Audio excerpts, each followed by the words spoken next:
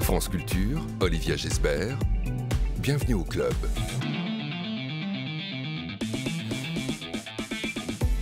Bonjour à tous et merci de nous rejoindre aujourd'hui. Actrice et réalisatrice, la Canadienne Charlotte Lebon est aujourd'hui l'invitée de l'entretien de Bienvenue au club pour Falcon Lake, en salle aujourd'hui. Prix Deluxe du premier film, un teen movie et même beaucoup plus sur les amours adolescentes. 12h50, le book club du roman des étudiants, France Culture Télérama. Les jurés ont voté et nous voilà enfin en mesure de vous annoncer le nom de la gagnante. C'est la romancière algérienne Kaouter Adimi avec Au vent mauvais, publié au Seuil, qui succède ce mercredi à Mathieu Palin, lauréat l'an passé. Joie de la revoir et de la recevoir à 12h50 avec Sébastien Thème et avec 3 étudiants de notre jury. Nous partagerons ensemble vos plaisirs de lecture.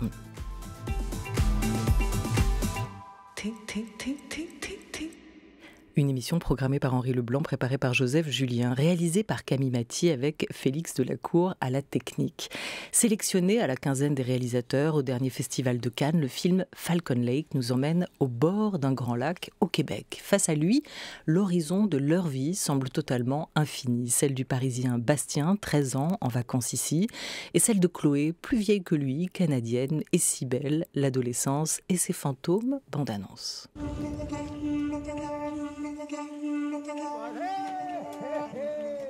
T'as quel âge là, Bastien? J'ai 13 ans, mais j'ai bientôt 14 ans.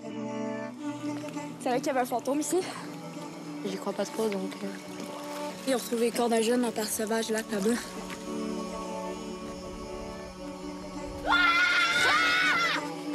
Tu m'as suivi ou quoi? Peut-être. Tu viens? Je pense que c'est ça ma pire peur. C'est de me sentir seule toute ma vie. T'es pas seule, là. Il y aura toujours ton fantôme.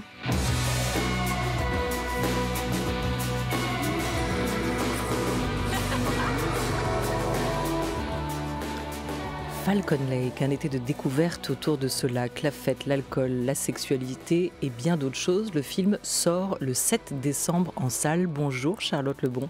Bonjour. Et le 7 décembre, c'est aujourd'hui. C'est aujourd'hui, exactement. Réalisatrice de ce premier long métrage, ce premier film, Prix Deluxe. Est-ce qu'il répondait à une furieuse envie pour vous de passer derrière la caméra ? Oui, c'est-à-dire au moment où je l'ai tourné, j'étais vraiment dans un état de furie, c'est-à-dire que j'étais on ne peut plus prête pour le faire. Mais c'est une envie qui était latente, c'est-à-dire, et puis qui a même pris du temps en fait à se cristalliser. Je suis pas du tout la typique réalisatrice qui voulait faire ça dès sa plus tendre enfance en fait. C'est quelque chose qui a grandi tranquillement. Alors qu'est-ce qui a pris du temps? Parce qu'on se dit que prendre la caméra, passer derrière la caméra, se pose alors la question du mais pour filmer quoi? Est-ce que vous êtes longtemps posé la question du sujet de ce film ou est-ce qu'il s'est imposé à vous? Il s'est un peu imposé à moi, c'est-à-dire que c'est donc Jalil Lesper qui m'a tendu le roman graphique de Bastien Vives. Et en fait, au départ, ça m'a paru comme une évidence, mais je crois que ça m'a pris environ 2 ans avant de véritablement trouver la couleur du récit. Et c'est vraiment à partir du moment où j'ai commencé à m'éloigner de la BD et de modifier aussi plusieurs aspects, dont évidemment la localisation, puisque j'ai transposé ça sur le bord des lacs au Canada. J'ai ajouté des éléments de choses qui, moi, me plaisent, qui sont les éléments de films de genre. Donc j'ai rajouté une légende de fantôme, j'ai rajouté de l'étrangeté, qui aussi ont été plutôt symptomatique de mon adolescence en fait, puisque j'ai eu une adolescence assez solitaire et un peu terrifiante parfois. Et j'ai aussi modifié beaucoup le personnage féminin, que je trouvais un peu trop fantasmé peut-être dans la BD. Et je pense que j'ai écrit un personnage féminin que j'aurais voulu incarner à l'âge de Sarah, mon petit. Donc cette BD, c'est une sœur de Bastien Vives. Vous parlez tout de suite des pas de côté, de ce que vous avez choisi de changer, mais on imagine que d'abord, il y a eu le coup de foudre quand même pour cette histoire, en tout cas qu'elle a résonné en vous. En quoi? On m'avait donné le conseil que pour un premier film, il vaut toujours mieux écrire sur quelque chose qu'on connaît. Donc je me suis dit, les premiers émois, l'adolescence, voilà, je pense tout ça est suffisamment digéré et analysé pour me permettre de bien posséder cette histoire et d'en faire quelque chose. Donc je pense que j'avais besoin de me rassurer. Ouais. Qui vous a donné ce conseil? Et c'est Jalil Lesper. Toujours lui, ouais, toujours lui. Il n'est pas loin, il rôde. Avec lequel vous aviez tourné Iris, notamment en 2016. Un premier film, c'est un peu quand même comme une première première fois, hein, celle à laquelle se prépare Chloé, et qui l'a fait tant flipper, vu tout ce qu'on lui en a dit. Il paraît notamment qu'on saigne, raconte-t-elle, c'est absolument dégoûtant. Bon, alors on ne va pas comparer totalement les deux, mais avoir vu les autres faire, avoir été actrice dans les films des autres, est-ce que ça vous a rassuré sur cette première fois? Est-ce que ça vous a préparé à devenir réalisatrice? Oui, ça a définitivement été mon école. Et j'ai eu la chance de tourner environ 20 films en 10 ans. Donc j'ai quand même été confrontée à 20 différentes visions, 20 différentes façons de diriger des acteurs. Et puis j'ai été aussi confrontée à 20 différents résultats de films. Donc en fait... oui, ça m'a permis d'être dans une position d'observation qui m'a appris énormément de choses, c'est certain, c'est sûr. Ça s'apprend où le fait d'être réalisatrice? Est-ce que ça s'apprend simplement sur le tournage ou aussi au montage? Vous évoquez le résultat. Est-ce que parfois vous avez été déçue des résultats alors que le tournage s'est extrêmement bien passé, que le scénario, vous l'aviez adoré? Ouais, c'est un mélange de plein de choses. C'est-à-dire que la réalisation, ça passe... un film, l'essence d'un film passe d'abord par son scénario. Ensuite, on se retrouve sur le tournage. On découvre la direction artistique qui a été prise, les décors, les costumes. Et puis parfois, on a l'impression... parfois, on est un peu déçu. On se dit, c'est pas exactement ce que j'avais en tête et tout ça. Et c'est drôle parce que mes acteurs me disaient des choses qui me flattaient énormément, puisque je me rappelle du moment où, par exemple, le personnage de Chloé, donc Sarah Monpetit, lorsqu'elle est arrivée dans le décor de sa chambre, la chambre de son personnage, elle s'est mise à pleurer. Parce que pour elle, c'était exactement ce qu'elle avait en tête. Il y avait quelque chose qui faisait énormément de sens. Et quand j'ai vécu ça avec elle, je me suis dit, ah mon Dieu, ça veut dire que je suis quand même peut-être sur la bonne route. C'est bon signe. Mais oui, mais c'est aussi... on apprend à travers les jolies choses, évidemment, mais on apprend aussi à travers les frustrations. C'est une évidence. Il y en a eu? Bien sûr qu'il y en a eu. Il y en a eu. Dans la façon parfois d'être dirigée, dans la façon parfois de me sentir un peu trop passive, peut-être dans mon rôle d'actrice, parce que je trouve que c'est un métier qui demande énormément de patience, on attend beaucoup, voilà, c'est très passif. Et puis parfois, lorsqu'on propose des choses et que ces choses nous sont un peu refusées ou c'est un peu balayé, on a l'impression d'être un peu le porte-parole des idées de quelqu'un d'autre, et en fait, c'est pas très agréable, quoi. Donc, en tout cas, pour moi, ça ne l'était pas. Je pense que certains acteurs le vivent très très bien et sont capables de faire de très belles choses avec ça, mais moi, je crois que j'avais besoin d'être dans l'activité, j'avais besoin d'être dans la productivité, dans la créativité, et je pense qu'avec le métier de réalisateur, ça me permet de pouvoir toucher à toutes sortes de choses qui me plaisent énormément dans ce métier, quoi. À vos deux acteurs, 13 ans et 16 ans à l'écran, Joseph Engel qui joue Bastien et Sarah Monpetit qui joue Chloé, vous leur avez demandé quoi? De s'approprier cette histoire qui était la vôtre aussi? Oui. C'était important qu'ils se sentent à l'aise, c'était important qu'ils se sentent en confiance. Il y a eu un vrai travail qui a été fait en amont, juste par le biais de beaucoup de discussions, et pas nécessairement des discussions au sujet de leur personnage ou du scénario. Je voulais pas tout le temps ramener ça au film parce que c'était pas ça l'important. En fait, moi, je les avais aussi choisis pour leur essence. Je trouvais qu'ils avaient des essences très similaires aux personnages que j'avais écrits. Et je savais qu'ils allaient me proposer des choses qui allaient m'inspirer. Donc, en fait, on a beaucoup discuté. Et puis, on a discuté de plein de choses, de leur vie. J'ai aussi parlé de la mienne. Je leur ai fait part de mes propres histoires, de mes joies, de mes traumas, de mes humiliations en tant qu'adolescente, parce que ça nous est tous arrivé et que c'est important d'en parler. Et je voulais qu'à aucun moment, ils se sentent jugés, en fait, sur le plateau. Et je leur ai aussi beaucoup demandé d'improviser dans le film. Donc, et j'ai l'impression que l'improvisation leur donne aussi une forme de confiance parce que justement, on sort un peu de ce côté passif. On propose des choses qui viennent de nous et lorsque ces choses-là sont accueillies, j'ai l'impression que ça bâtit quelque chose en eux qui fait qu'ensuite, ils se sentent plus utiles. Qui sentent qui m'aident avec moi à raconter cette histoire. C'était leur premier film à tous les deux? Non, c'était le 3e film de Joseph, puisqu'il a joué dans 2 films de Louis Garrel. Il a joué dans L'Homme fidèle et La Croisade. Et moi, je l'avais découvert dans L'Homme fidèle. Et Sarah, c'était son 2e film. C'est pas facile de trouver ces héros, ces deux héros, pour un film qui est aussi incarné sur ces deux personnages. Hein. Ouais, ça a été... en fait, pour Joseph, ça a été un vrai coup de cœur, mais puisque quand je l'ai vu dans L'Homme fidèle, pour moi, c'était une évidence. Après, j'ai eu très très peur parce qu'au début, ses parents ont refusé de lire le scénario. Et c'était même impensable qu'il puisse refaire du cinéma, apparemment. Donc, vraiment, pendant 1 an, j'ai essayé de trouver quelqu'un d'autre, mais je ne pouvais pas enlever Joseph de ma tête. C'était assez pénible. Et en fait, j'ai retravaillé le scénario et 1 an plus tard, j'ai essayé à nouveau et ils ont finalement accepté. Et Sarah, c'était le fruit d'un très, très long casting. Je pense que j'ai vu au-delà entre 200 et 400 filles, un truc comme ça. J'ai fait un casting sauvage. J'ai vu des actrices québécoises qui étaient vraiment certes d'excellentes actrices, mais j'avais pas de coup de cœur. Et c'est suite à un casting sauvage où j'ai demandé à des filles entre 15 et 19 ans, via les réseaux sociaux, de m'envoyer une vidéo d'elles où elles racontaient un de leurs rêves. Et le rêve de Sarah était magique. Il disait quoi? Il disait qu'elle était avec des amis dans un gros buisson, un espèce de buisson de ronces, et qu'elle dansait avec ses amis. Et à un moment, elle réalise que les branches des buissons leur lacéraient la peau, et les bras et les mains, et qu'elle saignait. Et au lieu d'arrêter de danser, elles ont continué. Vous avez presque réalisé son rêve. J'aurais aimé, ouais, je trouve que c'est un peu du génie, mais malheureusement, c'est pas moi qui l'ai créé. Il y a une scène, où il y a des scènes qui ressemblent et qui évoquent ce rêve, parce que c'est un film justement très onirique aussi, un film tout en fantôme, on va en parler. Comment est née la première image du film? Dans votre tête, c'était celle d'un lac ou c'était celle de deux visages? La toute première image du film, la séquence d'ouverture, c'était pour moi, c'était le lac. Le lac je pense que c'était une évidence que je devais commencer avec le lac. Et ensuite, le personnage de Chloé est arrivé un peu plus tard. Mais oui, effectivement, le cœur du film sont vraiment mes deux personnages principaux, qui sont Bastien et Chloé. Mais le troisième personnage, qui est quand même là durant tout le film, comme un fantôme, justement, c'est ce lac. Et pourquoi ? Parce que... Qu'est-ce qu'il représente pour vous, le lac ? Qu'est-ce qu'il représente pour moi, le lac ? Il représente plein de choses. Il représente cette espèce de dualité, je crois, qu'on retrouve beaucoup dans les paysages québécois, qui sont quand même un très beau reflet de ce qui se passe à l'intérieur de nous. Je pense quand on tombe amoureux pour la première fois, parce que c'est à la fois lumineux, attrayant, mais c'est aussi... il y a un côté un peu sombre et un peu effrayant, en fait. C'est vraiment l'inconnu. Quand on se baigne dans un lac aussi, on ne sait pas exactement ce qu'il y a au fond du lac. On ne sait pas s'il y a un truc qui va venir nous choper les pieds. Et en fait, moi, c'est un sentiment qui ne me quitte jamais, même si j'habite sur le bord d'un lac et que je les connais depuis que je suis toute petite.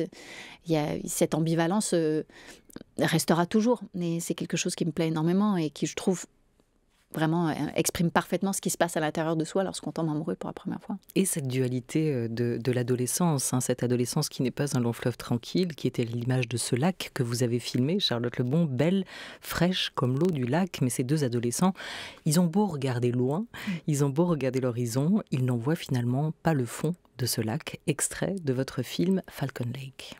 Tu savais qu'il y avait un fantôme ici? J'y crois pas trop, donc... Ils ont retrouvé les corps d'un jeune en parc sauvage, lac, là-bas.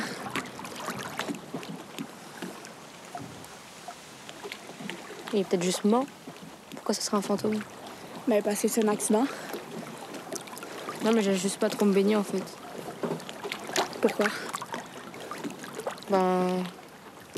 quand j'étais petit, j'ai failli me noyer, donc voilà. Pareil que c'est le fun de m'aurait noyé. Ah bon? C'est quand t'es dans l'eau, puis que tu retiens ta respiration, tes poumons se contractent. Puis dès que t'en peux plus, que t'inspires, tes poumons se remplissent d'eau. Puis il paraît que c'est hyper agréable. Bah merde, j'ai raté ça. Les fantômes de l'adolescence, quels souvenirs vous en gardez, vous, de ces fantômes? Vous avez les vôtres? Oui, bien sûr que j'ai les miens. Vous avez les vôtres ou pas? Je sais pas, c'est loin tout ça déjà. C'est vrai? Moi, je pense qu'ils continuent de me hanter, mais oui, en fait, moi, j'ai eu une adolescence qui n'était pas particulièrement joyeuse, en fait. Et je pense d'ailleurs que je n'arrivais pas trop à m'identifier dans les films qui sortaient sur l'adolescence, qui étaient très claquants, très vibrants, très joyeux, ou sinon juste innocents et naïfs, un peu gauche. Et en fait, moi, je me retrouvais dans un truc où en fait, socialement, je n'arrivais pas à me trouver. Je passais d'un groupe à l'autre et j'avais l'impression d'être jamais suffisamment intéressante ou que c'était eux qui n'étaient pas suffisamment intéressants. Je ne sais pas ce que c'était, mais je ne me trouvais pas. Et ce qui est quand même un peu le cœur de l'adolescence, c'est quand même de vouloir se trouver au travers du regard des autres. Donc, quand on n'y parvient pas, c'est quand même assez douloureux. Et ça m'a fait vivre beaucoup de solitude. Et... Donc voilà, je crois que les fantômes de mon adolescence, c'est ça. C'est un petit fantôme de solitude. Et c'est ce que dit d'ailleurs Chloé aussi dans le film, quand la question lui est posée de son pire cauchemar, sa pire peur. Elle évoque cette peur de ne pas trouver sa place dans le monde, cette peur de rester seule. Oui, toute sa vie, oui. Ouais. Oui, je crois que, oui, bon, ok, c'est moi. C'est moi, c'est bon. J'avoue, c'est moi. J'ai fait ma petite thérapie à travers le film. Elle a quelque chose de très, ambivalent, de très duel, comme vous l'évoquiez sur la dualité de l'adolescence tout à l'heure, Charlotte Lebon, cette héroïne, parce qu'elle est à la fois lumineuse, éblouissante, et en même temps travaillée par une blessure ou quelque chose de très sombre dans sa personnalité. Ouais, est-ce que ça, c'est le propre de l'adolescence ou pas? Oui. C'est quoi? Est-ce que ça, c'est le propre de l'adolescence aussi, ou est-ce que... Je ne sais pas si c'est le propre de tous les adolescents, mais en tout cas, je crois que c'était le mien, puisque moi, j'ai été aussi mise en contact avec la mort très, très tôt dans ma vie, puisque j'ai perdu mon père quand j'avais 10 ans, donc c'est vraiment la porte de l'adolescence, la préadolescence, et c'est quelque chose qui m'a suivi longtemps, et j'ai l'impression que c'était quelque chose aussi qui me différenciait des autres, et c'est vrai que quand on est jeune, on n'a pas trop envie d'être différent, en fait, on a envie justement de fitter. Et je pense que ma façon à moi peut-être de gérer ce deuil et d'en faire quelque chose de joli, c'était de me raconter que mon père me suivait comme un espèce de fantôme bienveillant et qu'il était là près de moi et tout ça, mais oui, il y avait forcément une petite forme de morbidité qui m'a accompagnée dès mes 10 ans et qui ne me quitte plus en fait, parce que le deuil, c'est pas quelque chose qui s'égrène avec le temps, ça reste là pour toujours en fait. C'est juste que ça prend une forme différente. Oui, c'est aussi le moment où la mort s'introduit dans la vie, hein, dans un moment, en tout cas, ce temps de l'adolescence, où on essaye déjà d'être soi, de vivre, de trouver cette force de vie, et tout à coup, la mort vient se rappeler beaucoup trop tôt à notre mauvais souvenir, hein, se dire qu'elle peut exister à tout instant. Oui, et puis c'est aussi, on doit faire, c'est la mort de l'innocence, c'est la mort de l'adolescence. Pour Chloé, le truc, c'est qu'elle a un pied dans l'adolescence et un pied dans l'âge adulte, et lui, il a un pied dans l'enfance et un pied dans l'adolescence, donc ils se rencontrent dans cette petite jonction où tous les deux doivent faire un peu... Ils essaient de faire le deuil de quelque chose, je pense, mais c'est extrêmement vaste et dense comme sujet. Je ne sais même pas si on en a assez, si on a assez de 25 minutes pour en parler ici.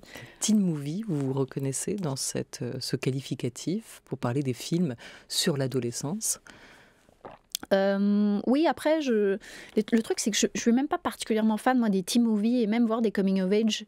Et je pense qu'un des plus beaux compliments qu'on m'a fait sur le film, c'était de me dire « Ah, moi, habituellement, je déteste les coming of age et les teen movies, mais j'ai bien aimé votre film. » Donc, je ne sais pas si j'oserais vraiment juste le définir comme un teen movie, parce que les teen movies, en général, ce sont des films qui s'adressent seulement aux adolescents, alors que là, j'avais l'impression qu'il y a une vraie qualité nostalgique dans le film qui s'adresse un peu à tout le monde, en fait. C'est un film pour tout le monde. C'est un film pour tout le monde. Et on rappelle qu'il sort. Il sort aujourd'hui. Et qu'il s'appelle Falcon Lake. Et qu'il vient d'être consacré par le prix de Luc du premier film. Charlotte Lebon est notre invitée jusqu'à 12h30.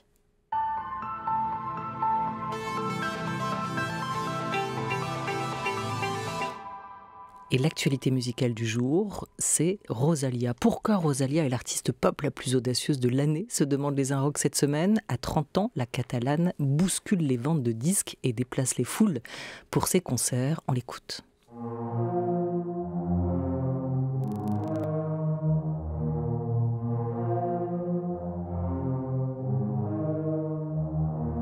Anda por la noche, puesta para el derroche, tu pelo salvaje, la con mi Versace. Anda por la noche, puesta para el derroche, tu pelo salvaje, la con mi Versace. ¿Qué fue? Vestida con colabo, la colabo. Medusa arriba y abajo, calabrón y guapo. Donate la frenzy, kilo tela. Soltando los Benji, cheque. Hoy soy party con la Fania, jangueando con salseros. Bendicen todas mis canciones para que tú te enamores. Anda por la noche, puesta para el derroche, tu pelo salvaje, la con mi Versace. Anda por la noche, puesta para el derroche, tu pelo salvaje, la con mi Versace. Como que ve, Rusi si son coming, Uzi Avinoni, FaceTime con Milano, Dios bendiga a Gianni, más fría que tu baby mama. Nos fuimos a la Ferry, llegó a la meta Pony, pa' que tú te enamores. Anda por la noche, puesta para el derroche, tu pelo salvaje, la con mi Versace. Anda por la noche, puesta para el derroche, tu pelo salvaje, la con mi Versace. Versace saliendo del callejón. Desfilamos Dior Custom en el colmatón, con la tanga Gucci en una cola de motor. me llevo todo el mall, montan un camión, el rojo con el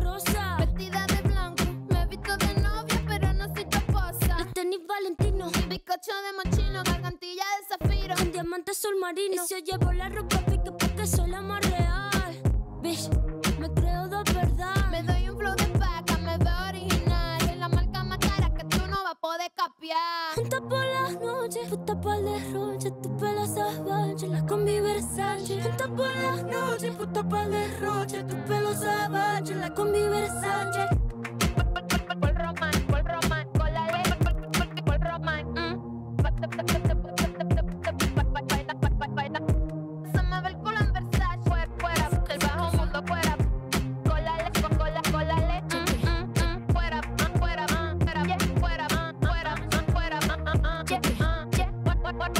se me ve el culo en Versace. Se me ve el culo en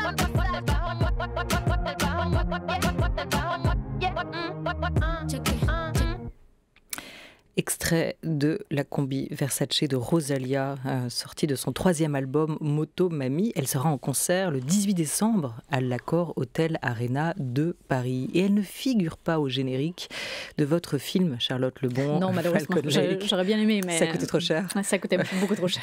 La musique, on sait tout le soin et l'importance que votre compatriote Xavier Dolan accorde à la musique de ses films en composant ses propres playlists. Comment, ou quelle place plutôt vous lui avez accordé dans le film, sachant qu'on passe à la fois des moments de fête, à des moments de silence. Mais le silence, ça s'habille aussi. Hein. Bien sûr, oui. Alors pour la musique, c'est que de la composition originale, parce qu'effectivement, on n'avait pas assez d'argent pour pouvoir acheter des morceaux. Après, ce qui s'est passé, c'est que durant le montage, on montait avec des pièces références qui me plaisaient beaucoup. Et c'était des choses qui tournaient beaucoup autour de Timber ou Agnès Obel, ou même... Mika Levy, qui est une compositrice de cinéma que j'adore. Et en fait, j'envoyais ces références donc, à mes 2 compositeurs. Il y a Shida Shahabi, qui est une compositrice irano-suédoise, et Willem Brendel, qui est un jeune compositeur québécois.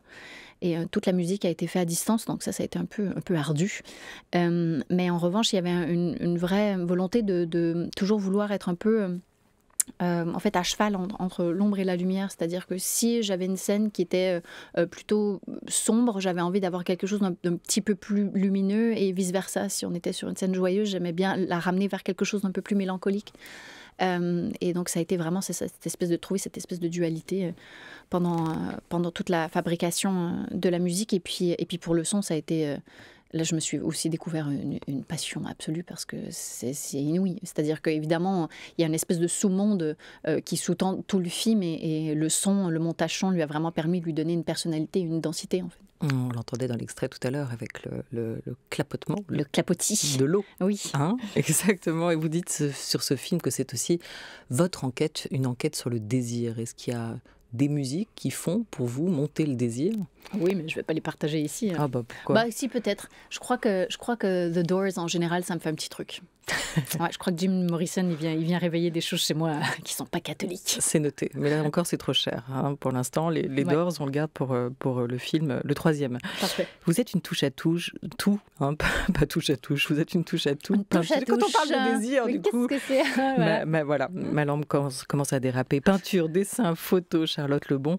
On vous sent quand même gagner aussi beaucoup par la beauté des images. Hein. Qu'est-ce que vous aimez représenter? Vous serez notamment en parallèle de la sortie en salle du film, vous préparez une exposition des lithographies et des illustrations autour de ce Falcon Lake. C'est surtout des peintures. Des peintures qui a commencé à la galerie Item à Paris et qui va probablement voyager.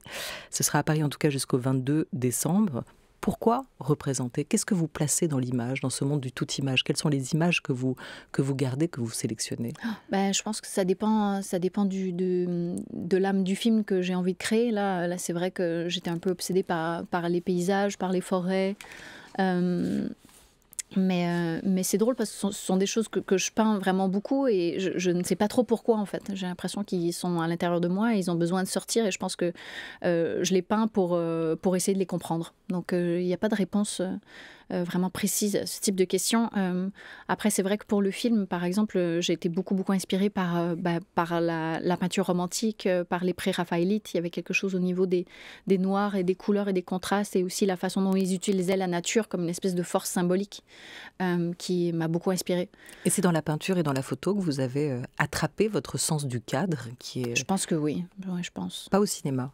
Le cinéma m'a appris la technicité, peut-être. Mais c'est vrai que pour ce qui est de la composition du cadre et tout ça, je crois que oui, le fait de toujours souhaiter raconter des histoires à travers les images, même si c'était que sur un support 2D, ça m'a évidemment aidé. On pense à cette scène de la porte, quand Bastien, votre héros, a un petit peu trop bu et va restituer ce qu'il a bu pendant la nuit, avec ce cabinet de toilette qui trône au milieu de la porte, et ce cadre qui est beaucoup plus élargi en réalité. Là, pour vous, il y a presque une peinture, déjà, une photo qui est réalisée. Oui, je pense qu'au niveau des clairs-obscurs et tout ça, c'était quelque chose qui était très, très important pour mon chef opérateur et moi, et qu'on travaillait constamment. Et on a évidemment beaucoup travaillé en amont là-dessus pour être sûr que d'essayer de vraiment d'apporter le plus de beauté possible dans chaque scène, mais sans trop tomber non plus dans une espèce d'esthétisme à outrance qui fait qu'à un moment, si tout est beau tout le temps, en fait, ça perd du sens et ça perd de sa force. Donc, même parfois, on faisait des plans où mon chef opérateur me disait je trouve ça un peu moche et tout ça. Je disais mais c'est pas grave, il faut qu'on ait des plans un peu moches justement pour pouvoir apprécier les plans plus jolis derrière. Donc est-ce que vous êtes passé par le dessin dans l'écriture du scénario? Parce qu'en plus, vous vous êtes inspiré d'une bande dessinée, on le disait, celle de Bastien Vives, c'est une adaptation. Est-ce que votre scénario ressemble aussi à un storyboard? Alors, il ne ressemble pas du tout à la BD. Je pense que l'univers visuel du film ne ressemble pas du tout au roman graphique, mais oui, j'ai dû storyboarder. J'ai storyboardé quelques scènes, et au début, je partais sur un truc qui était beaucoup trop chiadé, c'est-à-dire que c'était complètement chronophage. Je prenais beaucoup trop de temps pour faire chaque scène. Et puis à un moment, je me suis rendu compte que je pouvais vraiment simplifier mon trait. J'ai vu des storyboards qui avaient été dessinés par Jane Campion, en fait, il y avait un trait très, très décomplexé, mais on comprenait tout de suite ce qu'elle souhaitait exprimer à ses équipes. Et c'est vrai qu'à un certain moment, quand je me rendais compte que les mots ne suffisaient pas, je prenais un papier et un crayon, et c'était beaucoup plus simple. Jane Campion. Oui. On l'aime bien. Oui, on l'aime bien. Ouais, on l'aime bien. Carrément, quand on a réussi son premier film, il faut penser déjà au second. Ah oui, je pense. Il est déjà là, mon second. Il est déjà tourné? Non, pas du tout. J'aimerais bien, mais non, c'est pas possible. Pour l'instant, il est dans votre tête. Il est dans ma tête, oui. Il sera bientôt sur papier. Et Falcon Lake est à l'écran dès aujourd'hui. Merci beaucoup, Charlotte Lebon. Merci à vous. Sébastien Thème qui nous a rejoint avec Bonjour. aussi plein d'images dans sa tête, et le programme de notre book club aujourd'hui. Eh bien, on célèbre la gagnante du prix du roman des étudiants France Culture Télérama, Kauter Adimi. Avec elle et les étudiantes et étudiants de ce jury de plus de 1600 lecteurs, et continuez à nous dire quel est votre choix à vous, #book club culture. Parmi les 5 romans qui étaient en sélection, et on reviendra aussi sur ces plaisirs de lecture partagés autour du livre de Kauter Adimi. A tout de suite, Sébastien, il est 12h29 sur France Culture.